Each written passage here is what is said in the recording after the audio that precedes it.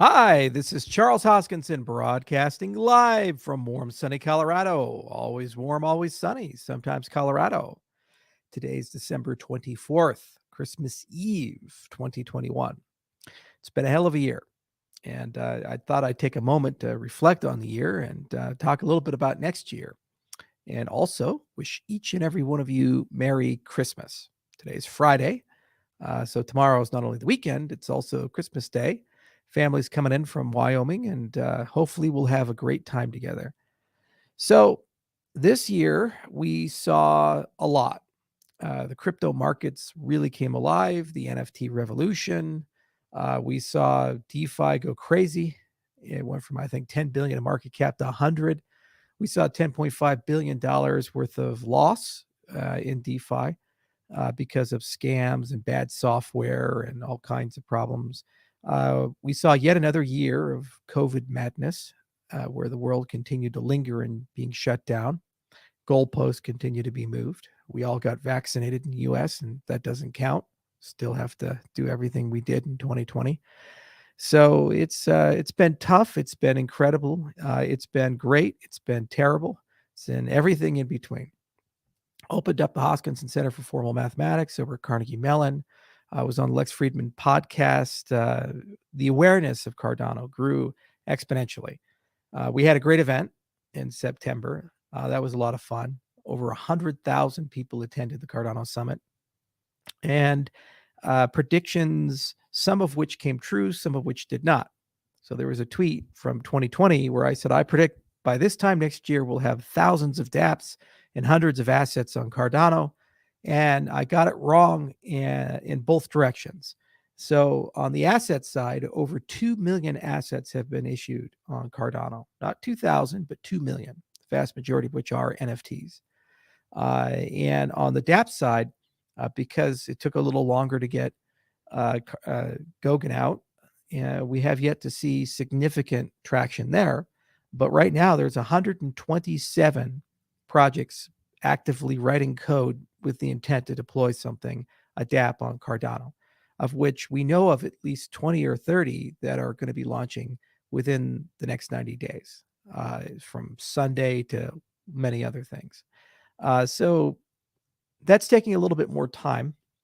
However, the quality is there, and there's no shortage of developers. There's a developer Discord. I think the last number I was given, over 10,000 of them. With the Plutus Pioneer program, we trained thousands of people, and more to come. Next year, we're going to run that program aggressively. My goal is to get it onto a 2-month cadence and do 6 classes a year and make that an indefinite thing. Next year, we're also planning on really building and shoring up the institutions that hold up Cardano. So there are 3 custodial companies that were around since the beginning, the Foundation, Emergo, and IO. And there's a huge orbit of other companies that come and go and do specific work. Next year, what's going to happen is that a formal open source project structure is going to be formed, kind of like Hyperledger to Linux. And we're going to see many institutions wired in, and all the people that are currently working on will be novated over, including me. There's a punch list of things. When you remodel a house or something like that, you always have a list of stuff to clean up and do. And that's really what we're doing in 2022. When you look at things like enhancing Plutus, there's already 3 CIPs as a result of the work we've done with developers that need to come in. We have pipelining that needs to come in, input endorsers that needs to come in. Peer-to-peer is currently being tested with the stake pool operators on the test net, and there's lots of stuff happening there. A huge amount of optimizations are coming with Cardano node 1.3.3, 50% reduction in sync time for Daedalus. How about that? And memory utilization way down because of a lot of optimizations that we've done. We've been working very closely with Gawa, and we're starting to turn over lots of Haskell libraries and other pieces of infrastructure to them with the explicit aim for optimization. We started with correctness as our highest priority. And now that correctness has been achieved, we're moving over to performance tuning, optimization, usability, and these factors. And that is a game of rapid iteration. You do a little bit, you get a huge advantage, as we've seen with Node 1.3.3. Mithril is coming. next year. And that's going to really push us aggressively into the light client space and also give us best-in-class full nodes. Hydra is coming next year as well. That's purring away on a great schedule. We have a lot of great publications that are going to be hitting in February, thanks to the whole Eurocrypto CCS block. We're staging things appropriately, and we're starting to see a refinement of the science of things. So the adoption's there, the community's there. We've grown to about 2 million people, and looking at dataless downloads, social metrics, and a litany of other things. And what's exciting is that the velocity of scale is now here. If you look at how Catalyst is operating and how every round we just see incredible growth, you look at the fact that this huge open source project is awakening, which will be eventually on par with what we see with Linux, with 800 companies, 800 developers and 100 companies. And the fact that we just have the resources as an ecosystem to get this done in the long term is extraordinary. But in 2014, I did a TED Talk, and I was a man with a mission. It's kind of funny. People write books and people write blog posts, and they say all kinds of just batshit crazy stuff about me, my intentions, my history in the space, Cardano, the project, and so forth. It's not really a reflection of me at this point. It's more of a reflection of them, how they think and their incentives. I've always been with you guys straight and honest. And I told you back in 2014 what I was going to do. Going to go out there and we're going to figure out how to build a financial operating system for the world. We told you how were you going to do it. You're going to do it with peer review and formal methods. And we told you what it would take. It's going to be a long, arduous, systematic march, day by day by day. It's not sexy. It's not defined by surprise announcements. It's not defined by sudden partnerships and burns and all these other gimmicks that the space has. It's defined by just good old-fashioned hard work. That's what we said in 2014, which was, by the way, batshit crazy. It's just me and a few adherents that were crazy enough to believe it was possible. Now we look at the end of 2021 and there's 2 million people, billions of dollars, an ecosystem, a huge movement, 127 dApps, projects building. The one I am most excited for is the relationship with Possession. So my goal is the second half of 2022 to figure out how to put all the pieces together to get an end-to-end microfinance transaction on Cardano. Real person in Kenya or somewhere, the blockchain-based identity and credit score, stablecoin on the other side, Cardano is the settlement rail, peer-to-peer, person-to-person, click a button, loan goes to them, they pay it back, goes to the other side. Right now, if you look at microfinance, the interest rates are 35 to 80% with a 40% default rate. Possession is doing great. They're about 3% per month, which is 36% per annum because they usually repay monthly. And the default rate is 2%. The NPL rate is 2%. So that spigot, once it turns on, I don't need to do anything. I don't need to run anything. Greed will compel people to get involved with it. And, there's two consequences to that. One is that the interest rates go down because of competition. They have to. There's an oversupply of capital relative to the people. The other is that we've completely circumvented the banking system in Africa, which is at times tremendously predatory and it enables some of the worst people alive to stay in power. And it's permissionless. Can't shut it off once that's happened. And it opens up 1,000 conversations. What's a good identity? What's a good credit score? What other products and services should exist in the realFi space in Africa? And how do we spread this across all of Africa? Not just be Kenya, but be Nigeria, and Ghana, and Rwanda, Uganda, all across Africa. That's the dream. And in 2014, it was a slide deck at a TED Talk. But we're here now. And 2022, all the infrastructure is in place to make that happen. Mithril, Hydra, pipelining, you put endorsers, you take a look at the identity system, Prism continues to evolve at a rapid pace. Light wallet infrastructure, the partnerships. We did the Africa tour, went to 6 countries in 4 weeks. Met heads of state, met heads of major companies, built great relationships, and it was the culmination of 4 years of effort on the ground. Not easy years. They were years filled with hostility, misunderstandings, food poisoning, on some cases a monthly basis, poor logistics, oftentimes difficult communication, coups, attempted coups, civil war, disease, all kinds of things, horrors.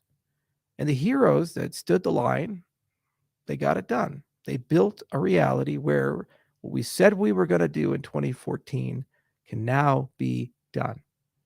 And that legitimizes not just Cardano and the concept of DeFi, but to be frank, our industry as a whole. We have a pretty big check we wrote as an industry. If you look at the valuation, $2 trillion, you look at the statements, the books, the articles, the blog posts, the videos, the courses, they all say the same thing. Change the world, change everything, reimagine everything. Decentralization. And that's what we were promised. And what did we get? Pictures of rocks that sell for $1 million. Buzzword, buzzword, buzzword. Networks that purport to be centralized, but when they stop working, somebody kicks them to restart them. But hey, great returns, right? So yeah, just keep doing that. And billions of dollars of losses because of incompetence and malice, willful theft and criminal conduct, and a mentality that it's better to be first than best. That is a pretty big check that we've written as an industry, and we haven't cashed it. Somebody has to. So we're going to do that as a project. And then everybody else will come flooding in. Competition will come in. And then it's over. Because it doesn't matter who wins. Because we win. Humanity wins. The people win. We set this whole thing up as an industry to do better, to live in a more fair world, a more equal world. We did this as an industry so that we together don't have to pessimistically, cynically accept what has been given to us. That is the rally cry. Just do better. Don't accept mediocrity. Don't accept evil. Don't embrace it. Don't tolerate it. Speak up against it. Don't accept hypocrisy. Don't accept lies.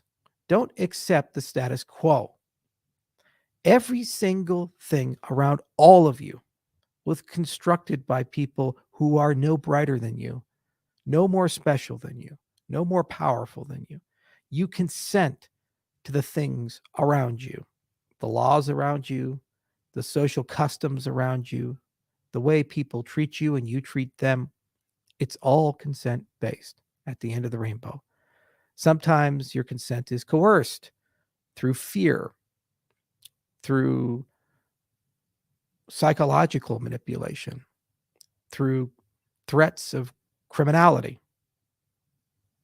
But every now and then, a society has to stand up and it has to say we've had enough.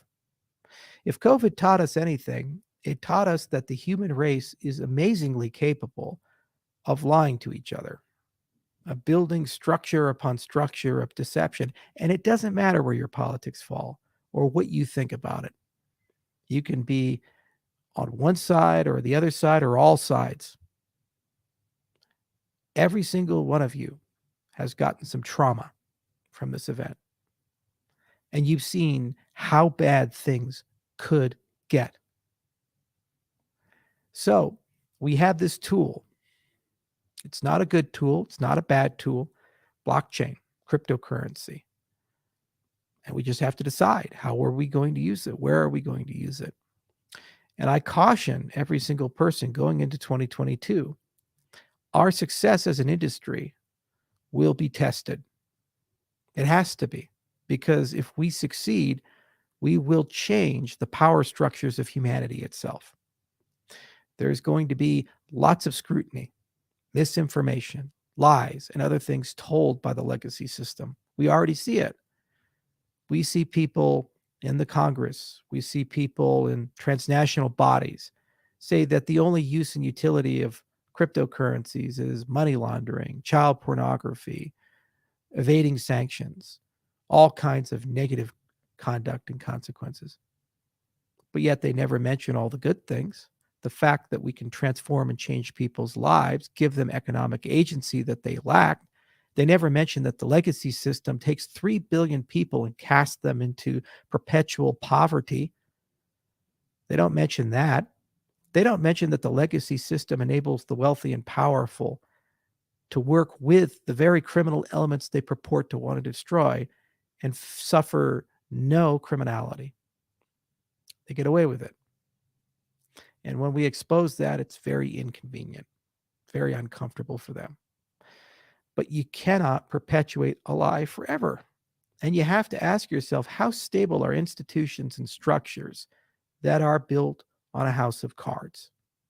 They may have lofty titles. They may have legacy and history, some cases stretching back centuries, if not thousands of years. But if the core is hollow and the foundations are corrupted, corroded, cracked, decaying, then all you need is a little bit of a push. And that's effectively what we are collectively doing as an industry. We're giving the human race a little bit of a push. Not a big one, but enough. Enough to see what's on the inside of these institutions, how the sausage is made. The entire American population saw with the infrastructure bill how legislation is actually written, how everyone can agree, the vast majority, a super majority of the Senate and the Congress, that there was harm in a bill, but only one person was necessary to allow that harm to push through. And people responded, that's just how Washington works. It's bipartisan in that respect. And it's your decision coming into 2022. Do you accept that? Is that the world you want to live in? Or in your own way, are you going to give it just a little bit of a push? Not a lot, but just a little. The Cardano project, we thought a lot about resiliency, ran a lot of scenarios down. There's a very good reason why Satoshi left. And for that reason alone, it's why Bitcoin is so strong. You see, it's so easy in society to put somebody at the top and say that person's the leader. And then you can centralize all of your criticism and attacks and personify the effort according to the person at the top. Don't like Catholicism? Well, attack the Pope. That's a good starting point. Pretty good assault. And equivalently, for corporations, protocols, ideologies, you always try to attack the person at the top. If there's no one at the top, then you have a much harder task in front of you, which is you have to attack the philosophy, the merits. You have to argue against what we stand for. And how can you argue against liberty and freedom? How can you argue against the desire for equality and for people to be treated fairly? How can you argue against applying innovation towards making people's lives better? Global markets where each and every person is respected. There aren't double standards. There isn't cynicism. There isn't this attitude of, well, that's just the way it's done. There aren't special actors who get to go in through the back door while we all have to wait in line in the front door. How can you argue against that? What are you going to argue? Technical merits? How do you argue against hundreds of papers written with the same science that has given us the modern world? How do you argue against an open source project that has no face? You can't. So the attempt will always be to personify, to demonize. And each and every project in the cryptocurrency space has already been tested. The leadership of each and every project has been attacked. Look at Twitter and what they do. Look at the media and what they do. And that's why it's so pivotal that we continue the relentless march towards building a proper open source project. It's our biggest challenge next year. You want fast delivery. You want high quality code. At the same time, you want resilience, decentralization, facelessness. These things often are at odds with each other. Inclusivity slows you down because you have to wait for everybody to speak. Inclusivity also means that some people participating will lead you astray and down roads that are confusing and in many cases actually harm the project. Yet somehow you have to have an immune system to take the good with the bad because that is the only way. There are almost 15 companies working on Cardano right now across the world. Sun never sets on the project. We need to make that hundreds and then eventually thousands. We need institutions like universities and nation states to actively cooperate and collaborate and have a stake in the success of this project if we truly intend on transforming the world. But you cannot have a mentality that Charles Hoskinson is going to sit up on an ivory tower and figure it out. I do what I can. I'll endow institutions just like I did the Hoskinson Center. In that case, it was for the field of mathematics. But more will come specifically for Cardano, from standards to science. We'll collaborate and work with best-in-class open source organizations. We'll open up a checkbook and cut checks for tens of millions of dollars if necessary. And we'll continue funding our developers to do our part. But if you really want the world I preach, you preach, you have to give it a bit of a push. Get your own communities involved. Could be the county council, could be a small city, could be your company. If you're a software company, assign an engineer to the open source project. If he doesn't know how to do it, we can find a way to train him or her, get it done. If you have the means, build a project on Cardano. Showcase the power of decentralization. If you're an educator, teach about it. That's how I got started in the cryptocurrency space. Created a little class called Bitcoin or How I Learned to Stop Worrying and Love Crypto because I like Peter Sellers, Dr. Strangelove. Do the same. Cardano or How I Learned to Stop Worrying and Love Crypto. Each and every one of you has a part to play in what's to come. And if we work together, we'll get it done together. Now, I'm committed. I can't get out. I burnt my ships a long time ago. This is how I want to live, and this is what I want to build. And I know at least how to do my part. I know how to build great protocols, and we have a great company, 600 people in it, and we're damn committed too. We have fun doing these things. It's an enjoyable step-by-step process. And we're starting to figure out that whole work-life balance thing. Even took a week off to go meditate in the mountains. Wow, how about that? And we'll just keep at it. And I'm sure the foundation will as well. They're hungry. And Emergo and DC Spark and Twig and Well-Typed and Runtime Verification and QVic and the rest of the gang. So many now. And now what's so encouraging is we're reinvigorated by the wave of 127 projects launching on Cardano. Each and every one of them cares about our protocol. Each and every one of them cares about the vision, the mission, the dreams. And each and every one matters. And some of them will grow to be just as large as my company. And they'll be able to carry the load too. That's real decentralization. And how do you bet against that? I oftentimes see all these people blabbering away into the wind. Deaf idiots can't even hear the moronic voices that they shout at with about how we must do it now. First mover advantage. It must happen now. If you don't get adoption today, right here in this particular way, or burn tokens in this particular way. By the way, the tokens are all distributed. Who the fuck would we burn? You'd have to steal money from people. I hear them babbling into the wind day in and day out, not understanding that if this is to be successful, you must follow the path we're following. Inclusivity, debate, decentralization, solid foundations where the rug doesn't get pulled from you again and again, caring a lot about quality, caring a lot about making sure everyone moves together. And when people come, seeing if they leave or stay. That is how you build something special. And that's how you're around in 5 years or 10 years or 15 years or 20 years or 25 years. And that's what I signed up for.